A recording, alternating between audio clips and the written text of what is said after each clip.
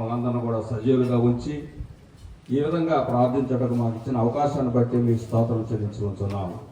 దయగల తండ్రి, కూడినటువంటి ప్రతి ఒక్కరిని పేరు పేరుని ఆశీర్వదించండి, బలపరచండి, సహాయం చేయండి.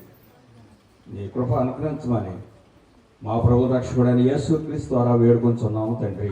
ఆమేన్. ప్రభు నందు ప్రియమైనటువంటి వారి ద్వారా మీకు అందరికి కూడా ప్రభు నామంలో మీకు అందరికి కూడా నమస్కారాలు తెలియజేస్తున్నాను. మరి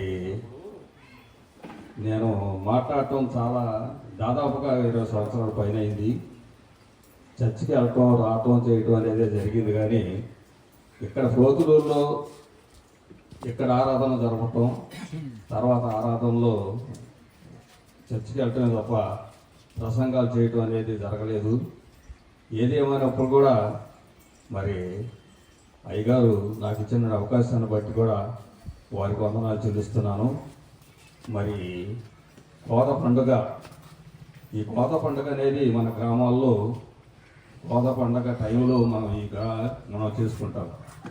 కృతజ్ఞతార్పణ పండుగ అంటే అది టౌన్ చర్చిల్లో కృతజ్ఞతార్పణ పండుగ. వాళ్ళు ధాన్యం తీసుకురారు, ఏమి తీసుకుంటారు, ఓన్లీ డబ్బే కృతజ్ఞతార్పణ పండుగ. కనుక ఈ కోత పండుగ కృతజ్ఞతార్పణ పండుగ అని మనము పెట్టుకున్నాం అంటే అది పురాతనం నుంచి కూడా ఇది కోత పండుగ అనేది వస్తుంది. అయితే ఆయా సమయంలో, ఆయా సందర్భాల్లో, ఆయా ప్రాంతాల్లో, ఆయా చర్చిలో మరి కోత పండుగలు జరుపుకుంటారు. కొంతమంది ఏలూరు క్రైస్ట్ చర్చిలో నవంబర్లోనే కోత పండుగ చెప్పారు. రేపు ఫిబ్రవరిలో విజయవాడలో మరి బసిలికా చర్చిలో కోత పండుగ జరుగుతుంది.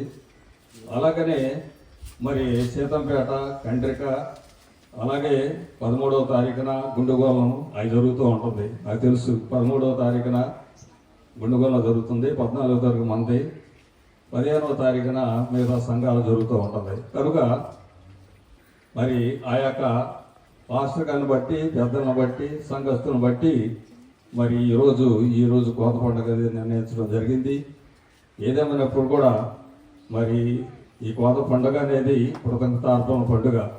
ఎందుకంటే ప్రభువు మనం గత సంవత్సరం నుండి ఈ సంవత్సరం వరకు మనల్ని కాపాడినందుకు కూడా మన కృతజ్ఞతలు చెల్లించాలి. ఆయన కృతజ్ఞతలు చెల్లించుతూ ఆయన గుమ్మంలో ప్రవేశించడని దేవుని వాక్యం చెప్పబడుతుంది.